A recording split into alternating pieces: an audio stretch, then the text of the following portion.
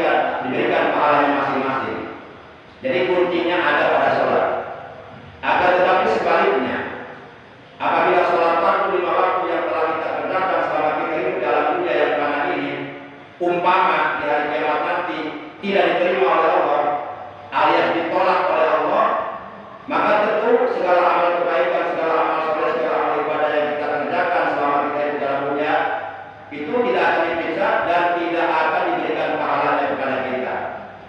Maka oleh karena itu seyogyanya kita bersungguh-sungguh dalam mengerjakan sholat fardu 5 waktu.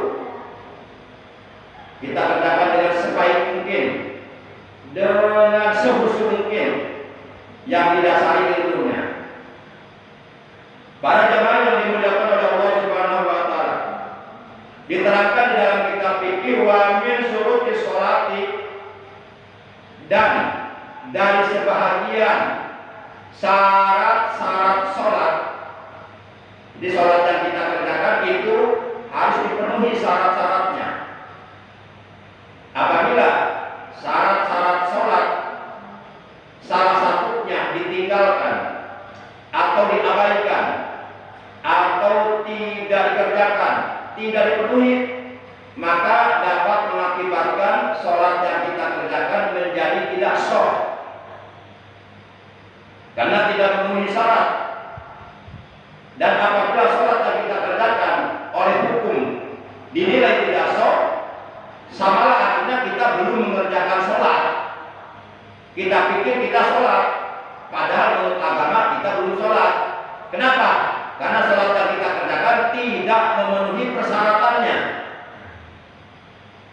Wa min syuruti sholati, dan dari sebagian syarat-syarat sholat, lan iku tetep saking satengah piro-piro syaratnya sholat, iku at-thaharatu thaharah. Jadi dari sebagian syarat-syarat sholat di antaranya adalah thaharah, suci. Suci dari apa? Minal hadasil akbari, suci dari hadas besar. Min hadasil akbar, dari hadas besar.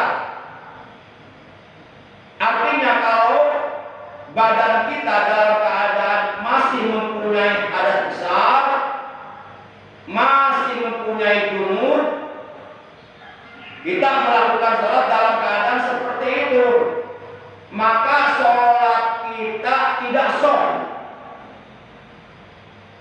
Karena suci dari hadas besar adalah merupakan salah satu di antara syarat-syarat sholat yang wajib dipenuhi. Bahkan menurut hukum agama, bukan hanya tidak sah sholat yang kita kerjakan, melainkan juga adalah sholat yang kita kerjakan di samping tidak sah, kita mengerjakan sholatnya haram, dosa.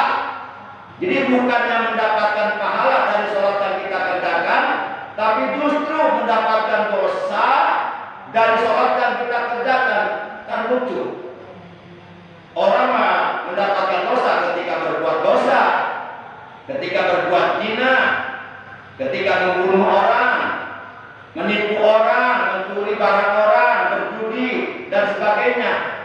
Ini kita mendapatkan dosa dalam keadaan sedang beribadah. Na'udzubillah min dzalik. Kalau sedang berbuat zina kita mendapatkan dosa, wajar karena memang zina ya dilarang oleh agama. Ini kok sedang sholat mendapatkan dosa juga. Kenapa? Karena melakukan sholatnya dalam keadaan badannya tidak suci dari hadas besar. Maka wajib setiap orang Islam, baik laki-laki perempuan yang sudah mukallaf, sebelum ia mengerjakan sholat, apabila ia dalam keadaan punya hadas besar, wajib dia mandi junub. Wajib hadas besarnya dihilangkan dulu. Wahwa bermula suci dari hadas besar al-ghusl, yaitu mandi. Mandinya dinamakan mandi junub atau ghuslul janabah, mandi janabah. Yang dimaksud mandi janabah adalah mandi untuk menghilangkan hadas besar yang ada pada badan kita, yang niatnya nawaitul ghusla liraf'il hadasil akbari an jami'il badani fardhu Nawaitul ghusla, aku niat mandi. Lirafil hadasil akbari, untuk menghilangkan hadas besar. Anjamil badani, dari seluruh badanku. Fardhon wajib billahi ta'ala, karena Allah ta'ala. Jadi mandinya pun hukumnya wajib. Mandi menghilangkan hadas besar. Kalau mandinya hukumnya wajib, berarti kalau kita mengerjakan mandi tersebut, mandinya jadi ibadah. Mandinya dapat pahala. Karena hukumnya wajib. Kan mandi itu ada yang hukumnya wajib, yaitu mandi junub. Mandi menghilangkan hadas besar. Ada mandi yang hukumnya sunnah, seperti mandi sebelum melaksanakan sholat 5 waktu, sebelum melaksanakan sholat Idul Fitri, sebelum melaksanakan sholat Idul Adha, sebelum melaksanakan sholat tarawih, mandi sebelum melaksanakan sholat Jumat. Tapi dalam hal mandi sebelum melaksanakan sholat Jumat, ada hadis yang mengatakan wajib. Wajib. Ada sebuah hadis yang mengatakan bahwa mandi sebelum sholat Jumat wajib. Tapi para ulama ahli fikih berbeda pendapat. Jumhur ulama fuqaha kebanyakan berpendapat bahwa mandi sebelum kita melaksanakan sholat Jumat itu hukumnya sunnah muakkad. Walaupun ada yang mewajibkan. Para jamaah yang dimuliakan oleh Allah Subhanahu wa taala.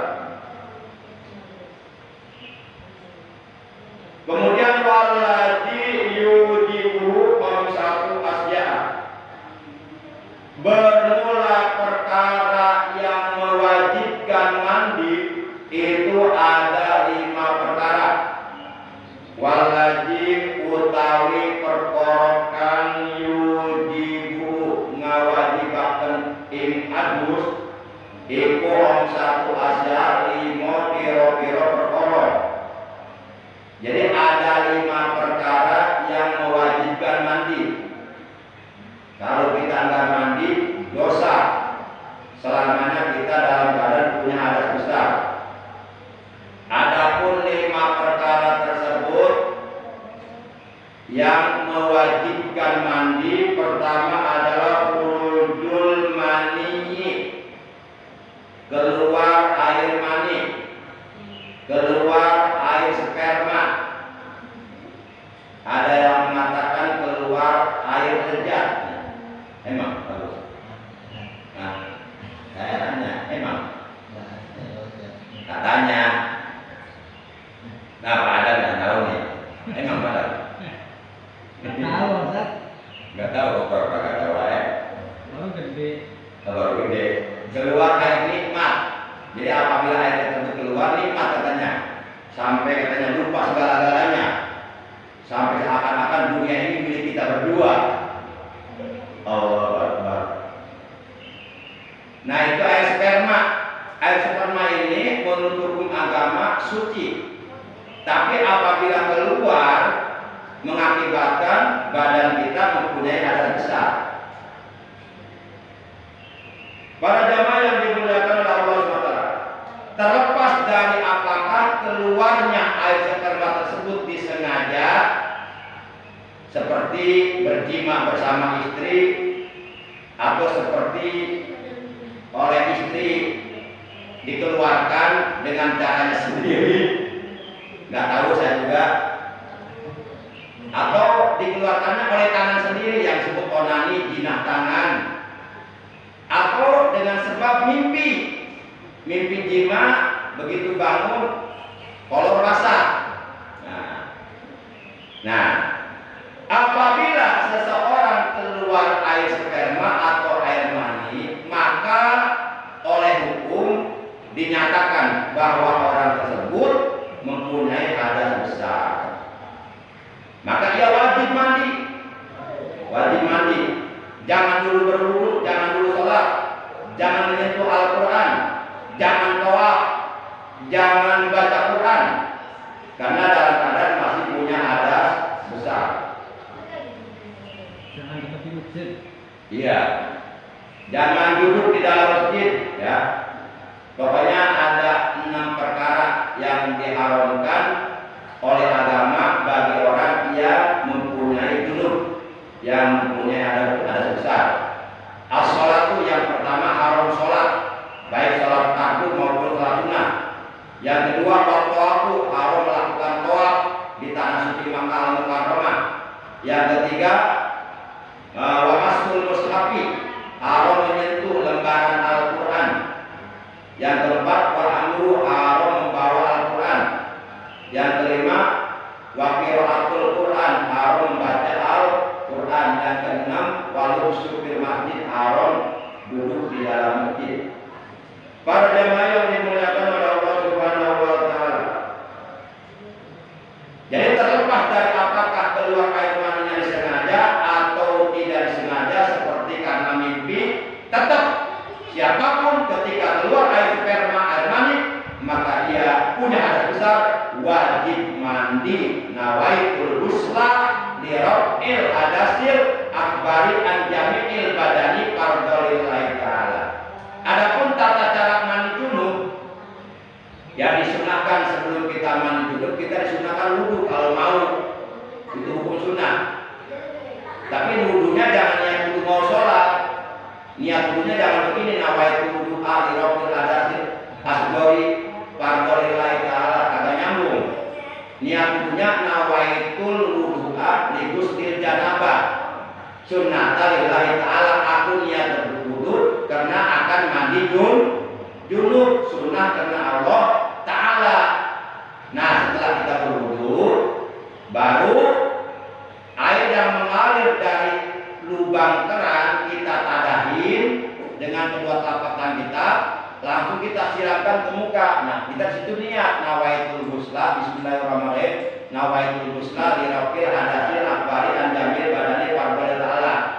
Mengucapkan niat dengan lisan hanya sunnah saja. Adapun yang wajib dalam niat adalah di dalam hati, karena tempat niat di dalam hati. Jadi jangan sampai di dalam hati kita kosong, nggak ada niat. Jadi di dalam hati kita harus mengucapkan niat, aku niat mandi junub untuk menghilangkan hadas besar, wajib karena Allah Ta'ala.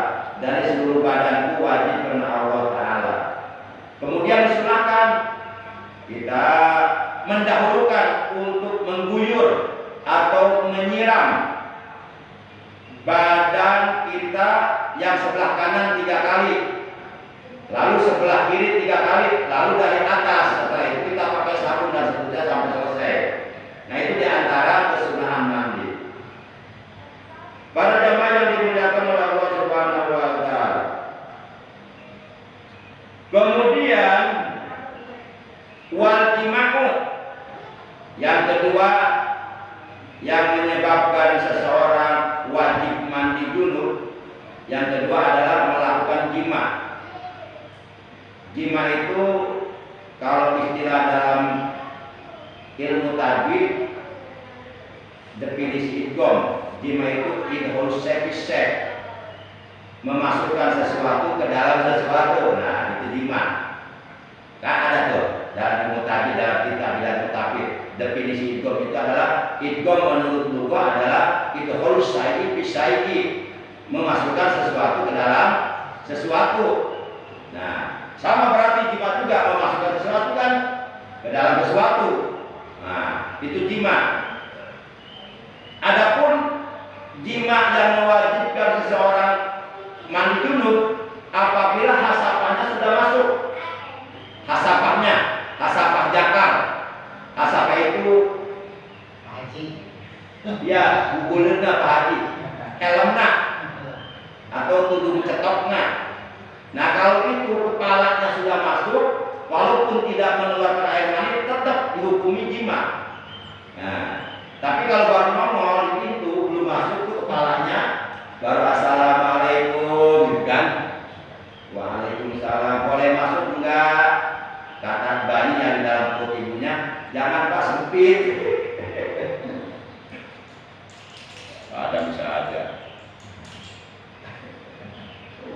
Nah, kalau hasapahnya atau kepala jakar sudah masuk, walaupun tidak mengeluarkan air mani, tetap itu dihukumi jima, wajib mandi halus, mandi junub. Jima. Kemudian yang ketiga wal haidu. keluar darah haid. Ini bagi wanita. Darah haid itu adalah ad-damul khariju min farjil mar'ati ala samisihah. Darah kotor yang keluar dari farji seorang wanita dalam keadaan sehat. Itu darah haid. Kalau wanita keluar darah haid, maka dia haram sholat, haram tawaf, haram menyentuh mushaf, haram membawa mushaf, kemudian haram membaca Quran, kemudian haram berpuasa, kemudian haram diistimta atau dijima oleh suaminya. Nah, itu perkara-perkara yang diharamkan oleh agama bagi wanita yang sedang keluar darah haid. Nah, apabila seorang wanita sudah bersih dari darah haid, maka dia wajib mandi junub. Mandi junubnya niatnya nawaitul ghusla liraqil hadasil akbari andamil badani minal haidi fardolillah kita. Yang keempat, wanipas itu keluar darah nipas. Kalau nipas itu adalah ad-damul khariju min fardil mar'ati ba'da wiladati. Darah kotor yang keluar dari farji wanita setelah ia melahirkan. Setiap wanita apabila melahirkan bayi itu pasti akan keluar darah dari farjinya. Itu darahnya darah nipas. Darah nipas biasanya 40 hari 40 malam.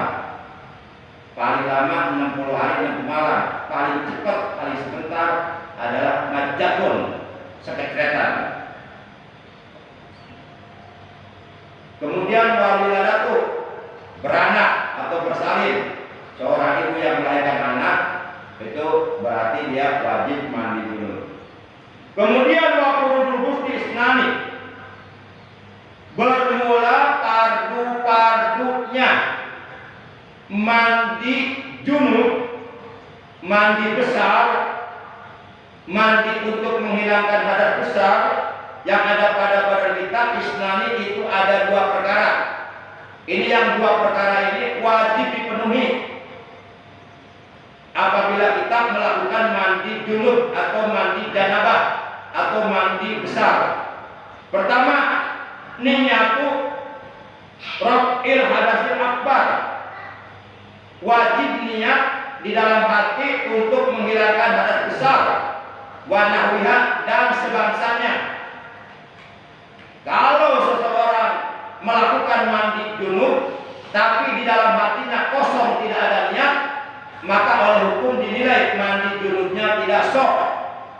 Nggak jadi mandi junubnya, walaupun bahasanya badan kuyup, walaupun badannya basah kuyup, dibalik.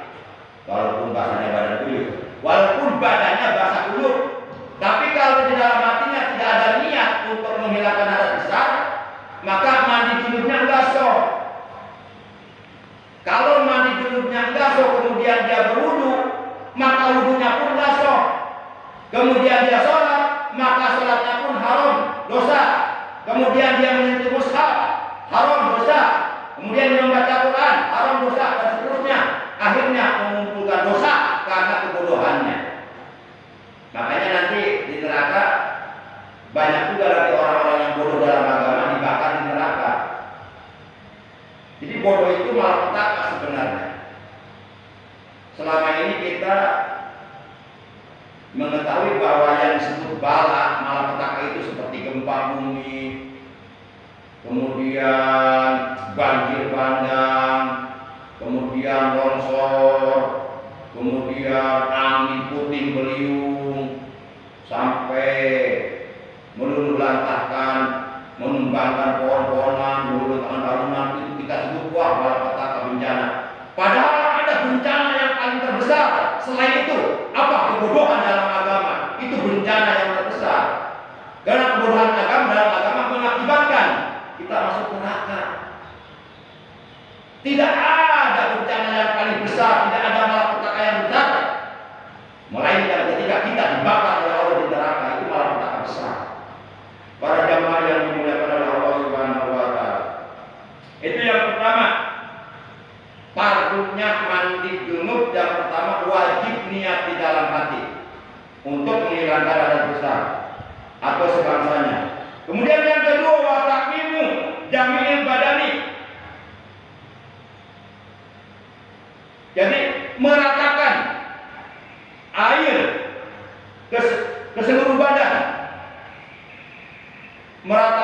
seluruh badan dengan air. Artinya harus benar-benar basah kuyup. Jangan sampai ada sehelai rambut pun yang tidak terkena air. Apabila kita mandi junub, umpama ada sehelai rambut yang tidak terkena air, maka mandi junubnya enggak sah. Contoh, ada orang di pikok, pikoknya pikok warna hitam. Biasa pikok warna hitam itu tebal, jatnya tebal sehingga bisa menutupi rambut, sehingga air tidak sampai ke rambut karena terhalang oleh pikok tersebut. Maka itu mengakibatkan mandi junubnya enggak sah. Makanya nggak usah dipikok. Kalau memang udah ubahan aja, nggak usah ganjen, nggak usah genit. Ini pengen kelihatan udah lagi dipikok, pengen laku lagi sama perawan dipikok. Entah dipikok juga keluar lagi uban. Itu peringatan bahwa kita udah tua, harus insaf, harus sadar, harus banyak ibadah, malah dipikok, nyari janda lagi, genit banget. Itu namanya tua, itu namanya buah nangka biji kemiri itu. Tahu nggak buah nangka biji kemiri? Tua banget, tak tahu diri itu.